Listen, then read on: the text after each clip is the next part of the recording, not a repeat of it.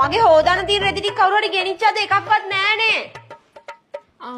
ඒ ටික මම හොදලා අයන් කරලා නමලම ගෙනාවා. ඊන මං කබඩ් එකට දාලා එන්න. ඈ? වෙන්දට මගේ තියා යාගේ රෙද්දක්වත් හොද ගන්න නැති කෙනා අද මොකද මේ?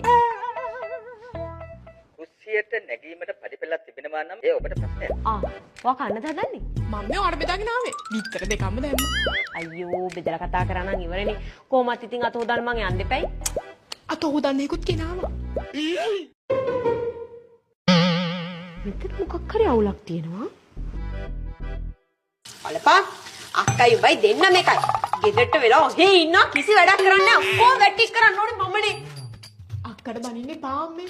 බලන්න අක්කා පියනේ කොච්චර මහන්සි වෙනවද කියලා. ඒ වගේ අක්ක කෙනෙක් හම්බුනේ මගේ වාසනාවකට. මේ චූටි බොරුවට බටර් ගාන්නේ නැතුව ඇත්තටම ඔයාට මගෙන් මොනවද ඕනි කියලා කියන්නකෝ.